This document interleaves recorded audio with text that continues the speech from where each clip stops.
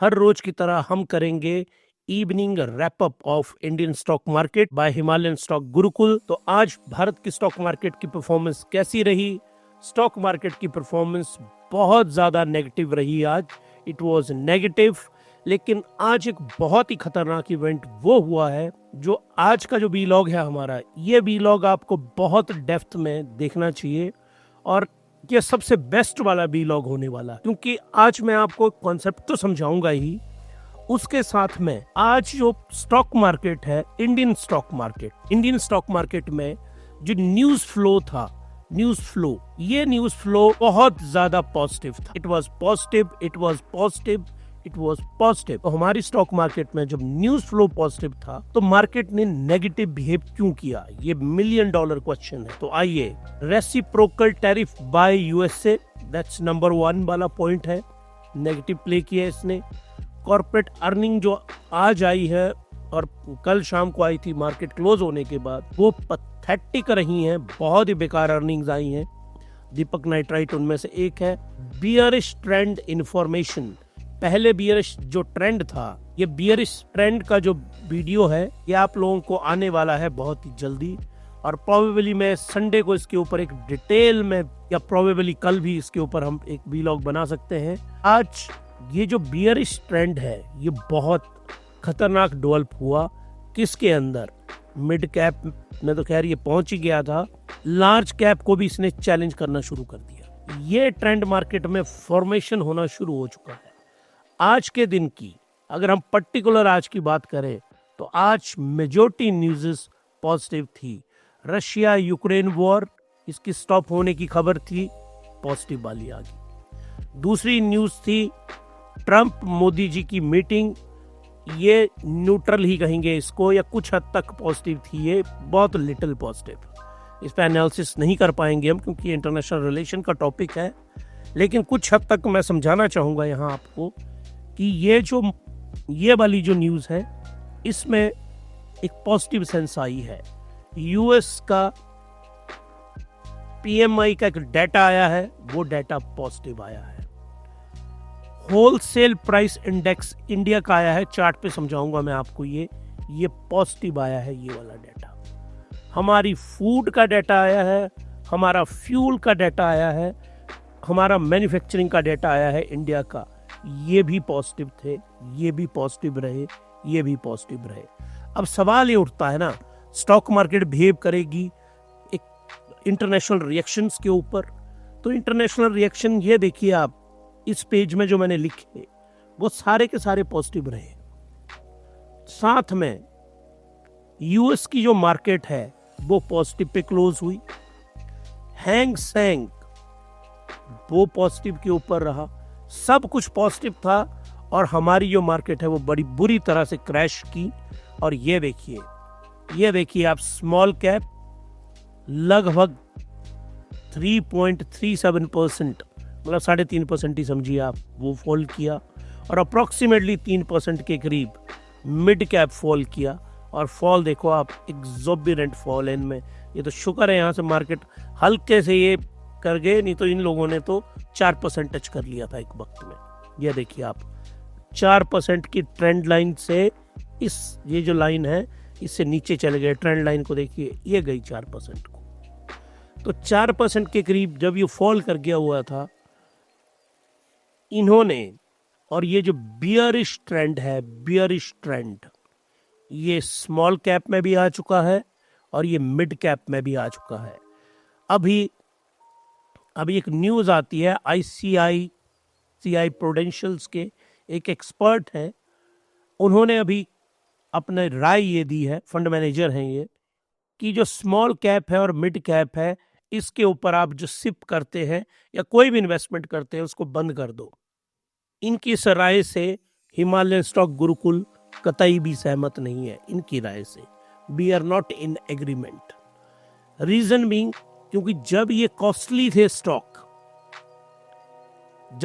Costly stock कब होता है? जब पी की जो वैल्यू है ग्रेटर देन 50 हो जाए, ओवर कॉस्टली, तब तो आप बोलते रहे सिप, इनके अंदर सिप करो।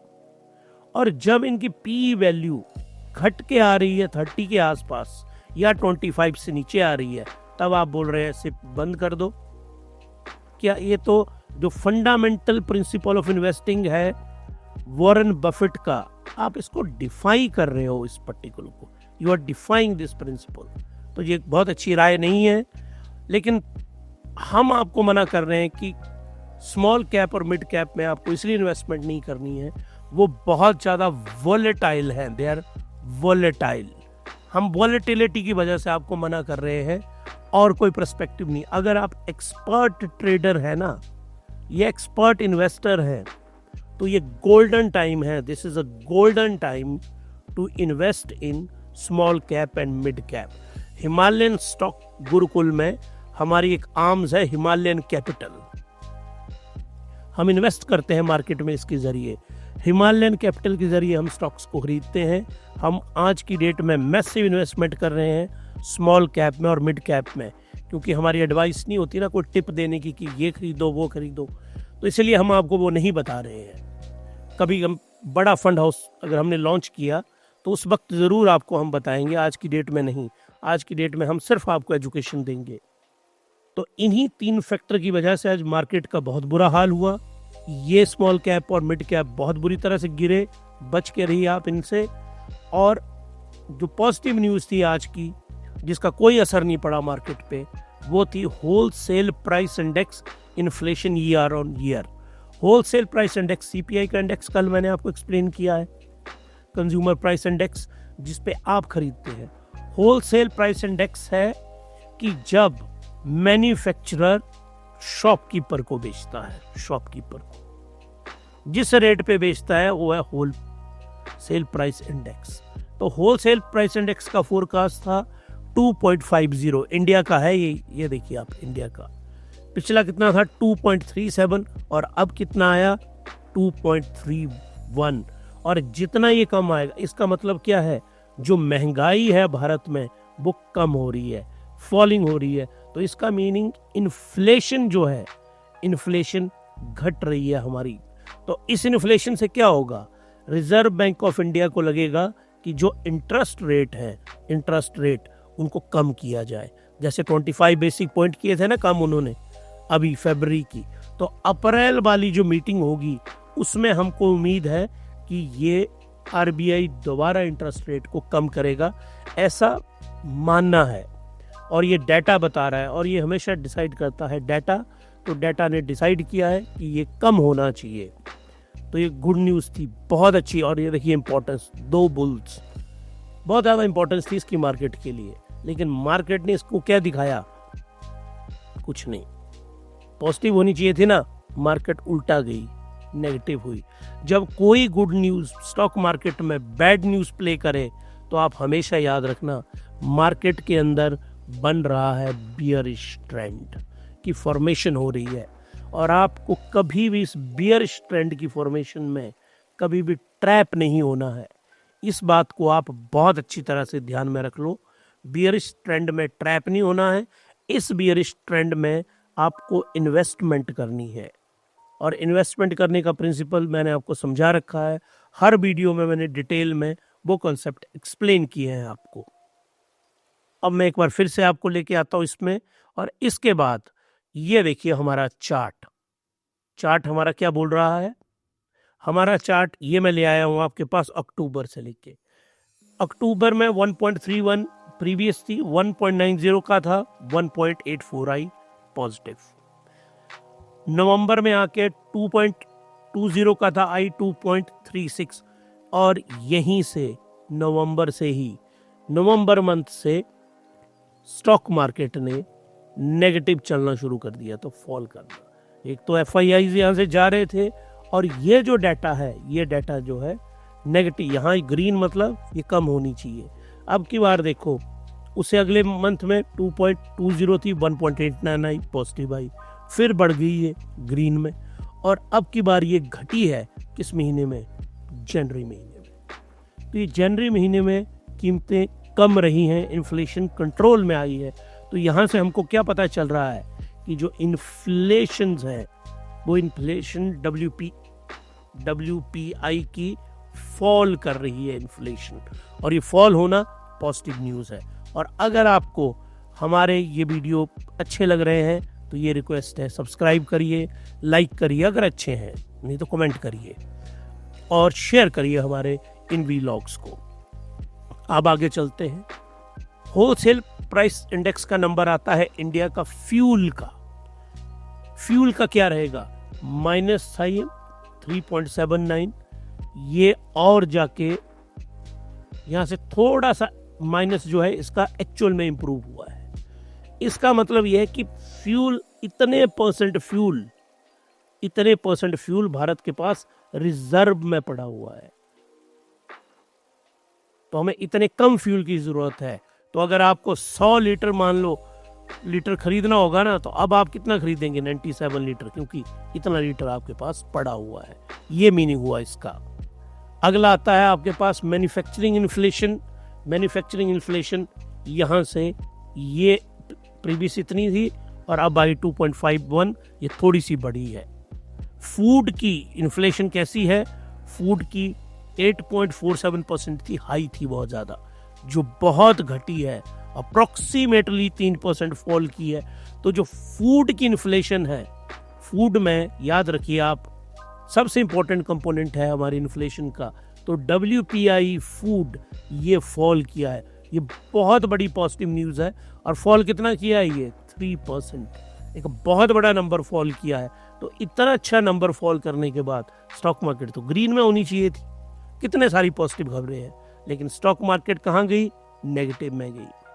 सुबह की हमारे पास क्या डिटेल आई थी हांगकांग से? हांगकांग देखिए आप, स्पेशली लेके आया हूं मैं इस इंडेक्स को, और ये बढ़ा है 3.69%। कितना बड़ा नंबर राइज हुआ एक दिन के अंदर। क्या कारण रहे हांगकांग के जो हैंग सेंग इंडेक्स है उसको बढ़ने का? सबसे बड़ा रीजन रहा वहाँ जो टेक्नोलॉजी कंपनी है चाइना की, उनके जो CEO हैं, इनके साथ जी जो चाइनीज प्रीमियर, इन्होंने मीटिंग अनाउंस कर दी है। ये मीटिंग इन्होंने अनाउंस कर दी है कि वो मिलेंगे जो, और उसमें उन्होंने स्पेशली नाम लिया है जैक मा का। जैक मा अलीबाबा के फाउंडर है।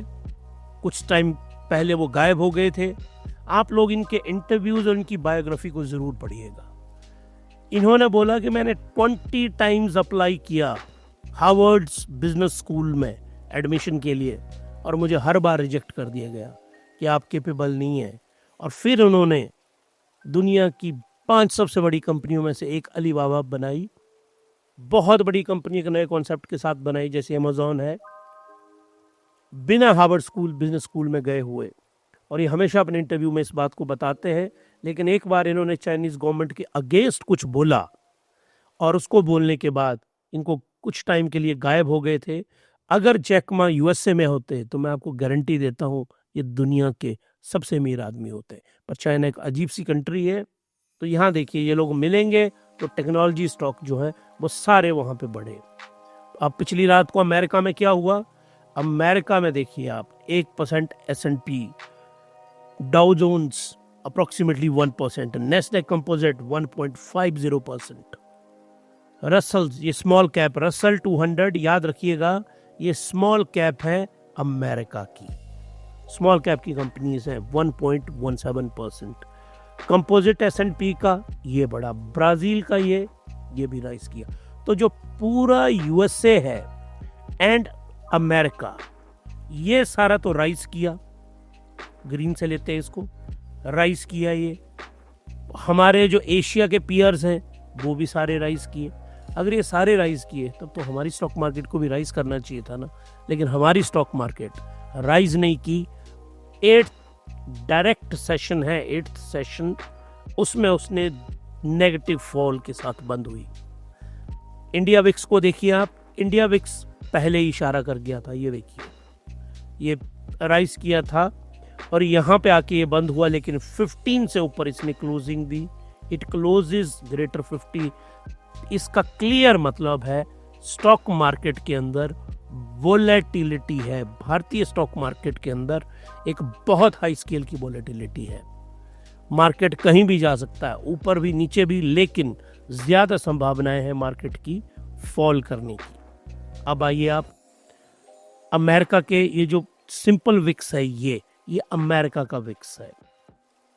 इसका भी हमें जल्दी ही टाइम लगेगा तो वो वीडियो अपलोड करेंगे इस कॉन्सेप्ट का हम, क्योंकि इस कॉन्सेप्ट की भी बहुत सारी डिमांड आई है आप लोगों से। ये फॉल किया लेकिन ये भी 15.10, तो भारत की वोलेटिलिटी अमेरिका की वोलेटिलिटी लगभग बराबर होती जा रही है, लेकिन वो पॉजिटिव की तरफ वोलेटाइल है और हम नेगेटिव की तरफ वोलेटाइल है, इतना ही फर्क है। United State dollar to Indian rupee देखिए 86.72 पे बंद हुआ था, 86.74 हल्का सा ठीक हुआ। लेकिन अब क्या है, हमारा जो आरबीआई है, रिजर्व बैंक ऑफ इंडिया ने, इसने एक लिक्विडिटी बैंकिंग सिस्टम के अंदर बढ़ा दी है, बैंकिंग सिस्टम के अंदर, और पंप इन कर दिए हैं बहुत सारे डॉलर्स, ताकि फॉल रुपी को रोकी जाए। मैंने कल भी आपको बताया था, हिमालयन स्टॉक गुरुकुल इस स्ट्रेटजी के साथ सहमत नहीं है। जो नेचुरल प्रैक्टिकल वैल्यू है रुपी की, चाहे वो 90 रुपए हो, चाहे वो 91 रुपी हो, चाहे वो 88 रुपी हो, मार्केट में उसको खुद डिफाइन करना चाहिए, खुद अपना लोएस्ट लेवल डिफाइन करे, जो बहुत ज़्यादा ज़रूरी है। अब आइए आप IC US डॉलर इंडेक्स, ये जो इंडेक्स है, डॉलर वहाँ पे कमज़ोर हुआ है, और कमज़ोर होने का रीज़न क्या है, ये जो रेसिप्रोकल टैक्स है ना, रेसिप्रोकल टैक्स, कल हम इसके ऊपर अभी क्लैरिटी कुछ दी नहीं है उन्होंने वहाँ, इतना इन्होंने सिंपल ये बोला है। USA का बोलना है, ऐसे चार्ट बना के समझाता हूँ आपको मैं। ये है इंडिया, ये है चाइना, ये है जापान, और जिनका वो बहुत ज़्यादा जिनसे अग्रेसिव है वो है दैट इज EU, क्योंकि मैक्सिको और कनाडा, मैंने वीडियो बनाया है उसके ऊपर, ज़रूर देखिए उस वीडियो को, मैं उसका लिंक यहाँ पर आपको डाल रहा हूँ।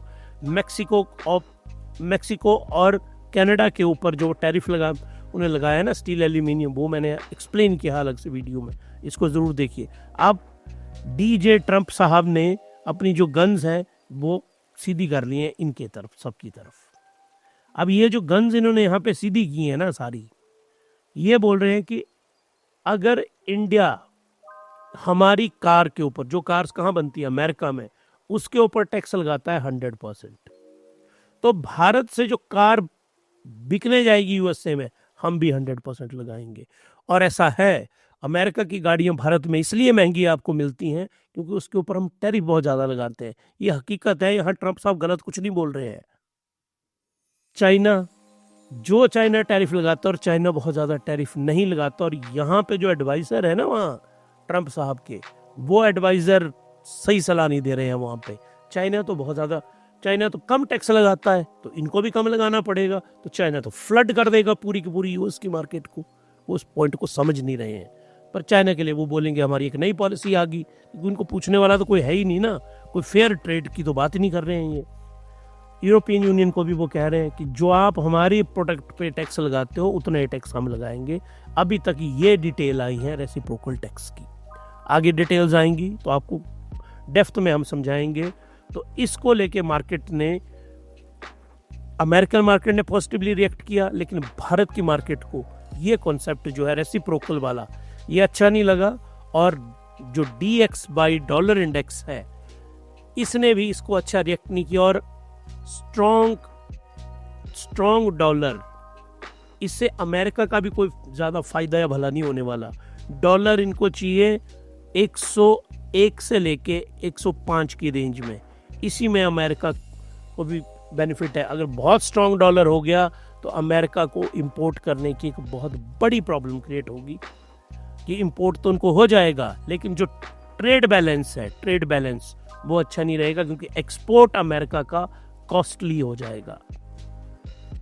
आपका डॉलर स्ट्रांग होगा तो एक्सपोर्ट आपका कॉस्टली होता जाएगा, और आपने पहले ही टैरिफ का टेंट्रम क्रिएट कर रखा है पूरी दुनिया में। तो बहुत ही एक वोलेटाइल सिचुएशन है, इसको कोई पढ़ नहीं पा रहा है पूरी दुनिया में, इंडिया में नहीं हो रहा है ये अकेला। निफ्टी 50 देखिए, एक भी पल के लिए ऊपर को नहीं आया नीचे से, फिर यहाँ जैसे थोड़ा सा संभला और फिर बंद के साथ बंद हुआ। एक टाइम में तो उसकी स्विंग देखो आप, 1.5% के करीब पहुँच चुका था, ये इसने हिट किया था। और यहीं से हमने वो कॉन्सेप्ट निकाला है, बियरिश ट्रेंड फॉर्मेशन। बना नहीं अभी, निफ्टी 50 के अंदर। निफ्टी 50 में ये बनने की कगार के ऊपर है और नेक्स्ट वीक आएगा ना, बिल्कुल कंफर्म हो जाएगा कि हम बियरिश ट्रेंड में चले गए हैं कि नहीं। और जितना भी बियरिश ट्रेंड बनता जाए, सिस्टमैटिक तरीके से आपको स्टॉक्स को बाई करना है, और बाई करने का तरीका मैंने बताया है, वो वीडियो मैंने आपको बताया है।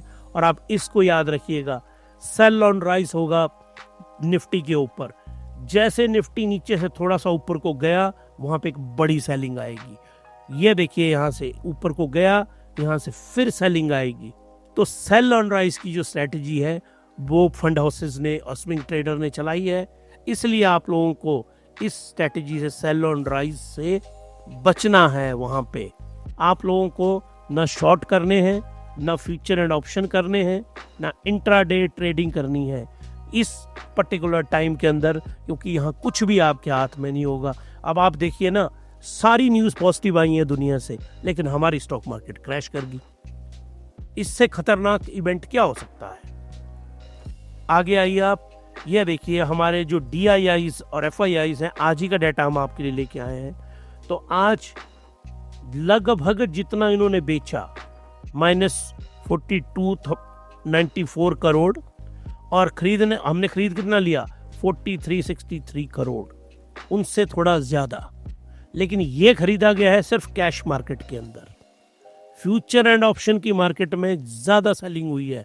और याद रखिए आप, फ्यूचर एंड ऑप्शन की इतनी डेंजरस मार्केट होती है ना, डेंजरस मार्केट, आप उसको कभी संभाल नहीं पाएंगे जब तक आप ट्रेंड नहीं होंगे properly.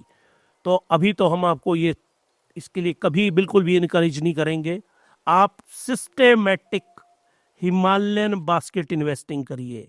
Best investing in the world is Himalayan stock basket investing. और आगे आप आइए, क्रूड ऑयल आज की डेट में दोनों क्रूड ऑयल्स बढ़े हैं। और दोनों क्रूड ऑयल इसलिए बढ़े हैं कि रशिया के ऊपर जो न्यू सैंक्शन बाइडेन एडमिनिस्ट्रेशन लगा गई थी, वो फोर्स में आई। आज से वो पिछले कल से ढंग से फोर्स में आई, और उसके कारण जो है रशिया के ऑयल को मार्केट में आने में प्रॉब्लम क्रिएट, जो आज प्रैक्टिकली हो रहा है मार्केट में। जब रशिया और यूक्रेन की ये शांति हो जाएगी, रशिया के ऊपर से सारी सैंक्शन हट जाएंगी, तो क्रूड घटेगा मार्केट के अंदर। लेकिन आज की डेट में रशिया से क्रूड कम आ रहा है, मिडिल ईस्ट से भी कम आ रहा है। एक नया अंगोला जो है, अंगोला में जो वेस्टर्न अफ्रीका है, वेस्टर्न अफ्रीका, यहाँ से बहुत ज़्यादा ऑयल एक्सट्रैक्शन हो रही है, और भारत भी और बाकी देश भी इसकी तरफ देख रहे हैं, और इनके ऑयल की क्वालिटी को बहुत सुपीरियर बताया जा रहा है। तो इन फैक्टर्स की वजह से रक्स क्रिएट हुआ है क्रूड ऑयल मार्केट में, और क्रूड ऑयल के प्राइसेस WPI के भी बढ़े हैं, ब्रेंट क्रूड के भी बढ़े हैं। बिटकॉइन को आप देखिए, बिटकॉइन जो रेसिप्रोकल टैक्स है, रेसिप्रोकल टैक्स, टैक्स ही है एक तरह का ये, इससे जो क्रिप्टो है, क्रिप्टो को नेगेटिव इंफॉर्मेशन गई है कि ये जो जिस तरह से टैक्स लगाए जा रहे हैं, टैरिफ, उससे मार्केट में पैनिक क्रिएट हो रहा है। और इस पैनिक में लोग क्या कर रहे हैं, सेल कर रहे हैं बिटकॉइन को। और डेप्थ में बिटकॉइन का हमने अपना नया चैनल बनाया है, हिमालयन ब्लॉकचेन गुरुकुल। आप इस ब्लॉकचेन गुरुकुल में जाइए अगर आपको क्रिप्टो को, फ्यूचर करेंसी को डेप्थ में समझना है। तो आज का जो हमारा वीलॉग है, ये वीलॉग मैं इस पर्टिकुलर पर्सपेक्टिव में खत्म कर रहा हूं कि मार्केट में हर एक चीज पॉजिटिव थी आज। ऑल इवेंट्स वर पॉजिटिव, एक्सेप्ट नेगेटिव क्या थी, Q3 की जो अर्निंग आई वो बहुत नेगेटिव थी। ट्रंप और मोदी साहब की जो मीटिंग थी, इसको कुछ हद तक माइल्डली पॉजिटिव बोलेंगे हम, लेकिन नेगेटिव नहीं थी। और US American market plus Hong Kong की मार्केट, ये सारे पॉजिटिव थे। उसके बावजूद भी हमारी इंडियन मार्केट क्रैश करती है, और ये सिग्नल करती है there is bearish trend formation. ये फॉर्मेशन हो रही है इंडियन स्टॉक मार्केट में। प्रोबेबली कल टुमारो जो है वो मार्केट बंद है, सैटरडे को। आपको इसके ऊपर फुल प्रूफ जो हमारा वीडियो है वो ज़रूर मिल जाएगा। और आप लोगों को अगर हिमालयन स्टॉक गुरुकुल हमारे ये वीलॉग पसंद आ रहे हैं, अच्छे लग रहे हैं तो आप सब्सक्राइब करिए इसे, आप शेयर करिए हमारे चैनल को और लाइक करिए अगर आपको पसंद आ रहा है। नहीं पसंद आ रहा है तो कमेंट करके बताइए कि आप क्या सुनना चाहते हैं। हमने अपना ईमेल आईडी भी दे रखा है, अब ईमेल आईडी एम्बेडेड है हमारा, आप हमें मेल कर सकते हैं और हम सारे के सारे जो वीलॉग ज़रूरी जिनकी हमने बात की आज, वो सारे मैं टैग कर रहा हूँ इस वाले वीडियो में। तो आप देखिए, सैटरडे संडे आप लोगों को ब्रेक है, मार्केट बंद है, तो आप ढंग से इन वीलॉग्स को, हिमालयन स्टॉक गुरुकुल वाले वीलॉग्स को ढंग से इनको बार बार सुनिए, इनको डेप्थ में समझिए और आपको जो वेल्थ क्रिएशन की जर्नी है उससे कोई नहीं रोक सकता। गोल्डन टाइम ऑफ इन्वेस्टिंग है ये, और कैसे करना है वो मैंने डिटेल में एक्सप्लेन किया है। तो आप लोग happy weekend to all of investors and good night.